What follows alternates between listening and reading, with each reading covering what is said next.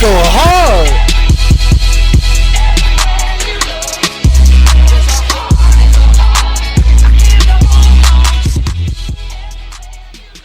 What's up, y'all? Yo, Welcome keep to- playing this.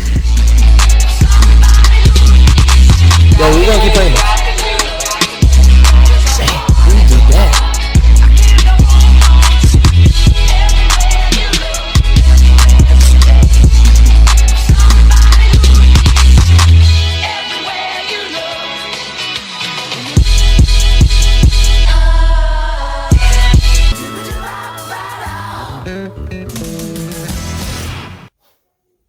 What's up, y'all? Welcome to Marty P Mornings, where I summarize a chapter from the Bible and I'll let y'all know what I think about it. If y'all have any questions, concerns, if y'all want to be on the next episode, your own episode, y'all just let me know. Leave a comment below.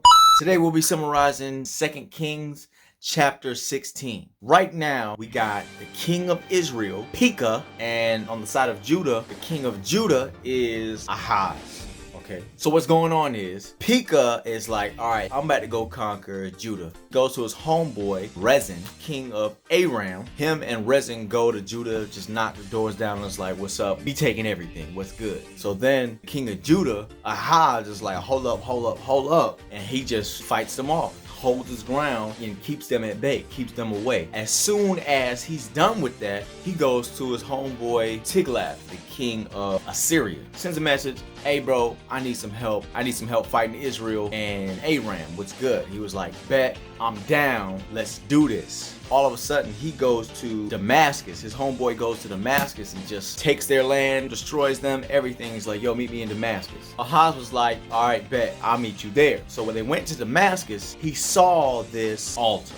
And they worshiped a completely different god. But he saw this altar and he sent the message back to his carpenter or his special guy that makes special stuff for him and was like, yo, listen, I want this altar. I want it to look like this. By the time he got back home, the altar was already made. And so what he decided to do was he put the altar in the palace that was for Church of God, right? And he started moving things around, altering things just for his altar to fit in with the palace. So Ahaz was not a good king in the eyes of God. He was corrupt. He was not following the path of the Lord or anything like that. He would burn incense and do sacrifices all over the kingdom. One of the most noticeable sacrifices that he did was he offered his own son as a burning sacrifice to whatever idol he was praising or worshiping. So that's Ahaz in Judah. So what I got from it was, this is my one and only point. What is worth your soul? What is it on this earth that you think is your soul worth? In the story, Ahaz desecrated and altered his whole church that was dedicated to the true and living God just so he could worship another god. He desecrated the whole church. He moved it around. He broke things off and put it over there, and he just customized his whole church to have another altar that was dedicated and made for a completely different god. He lost his soul. He completely stopped following God, made his people stop following God, changed the church. He sacrificed his son and the religion of his forefathers. The sad thing about it was he ended up in Damascus to get that altar, to change the church, just because he had the fear of danger. He was afraid that he would be captured or hurt or killed. The two kings, the king of Israel and the king of Aram, tried to kill him. They tried to attack him, but he overpowered them. He got rid of them because God saved him. But because of that single action, they struck that fear within him so much to where he felt like he needs more protection. He needs to feel less afraid. So he ran off, got a friend, met him in Damascus, and decided, boom, I need this.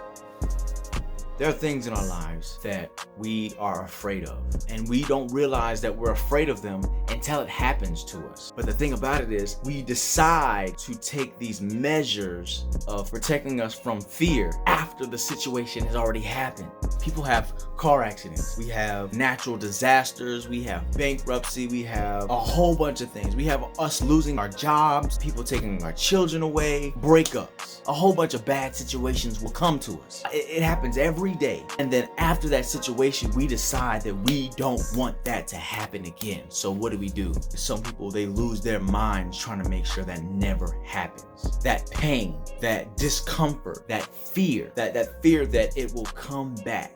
We don't want that. So we lose our minds. You know what I'm saying? We go crazy. We lose our souls because we're just so afraid. We go out of our minds to prevent this from happening or get revenge. But we don't realize that right after that situation happened, I'm still alive. I'm still here. We don't stop and think, God, well, I'm glad that I was able to survive that.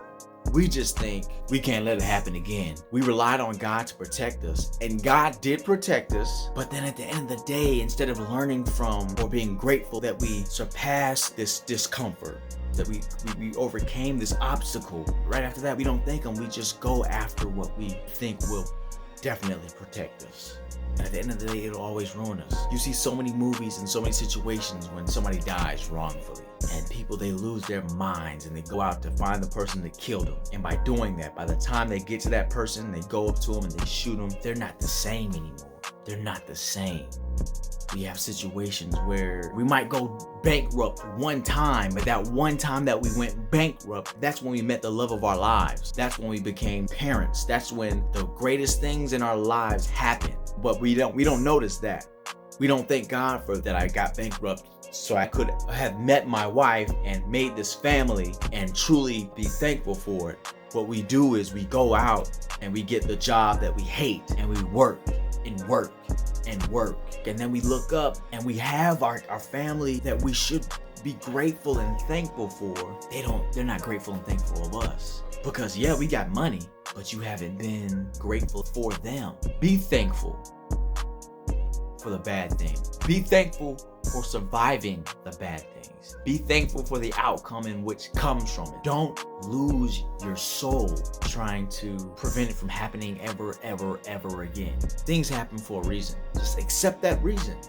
When the obstacle in life comes and you lose your comfort, you get out of your comfort zone, do not let that obstacle make you so afraid that you lose your soul. Just be thankful that you're able to overcome that obstacle.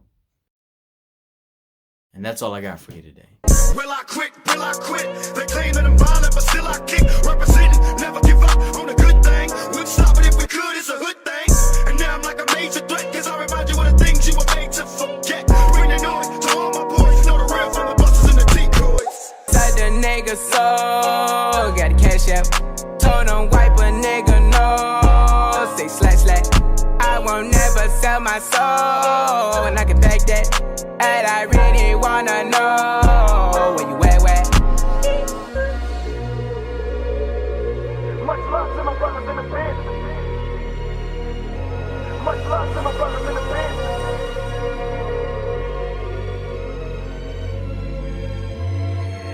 DJ discretion.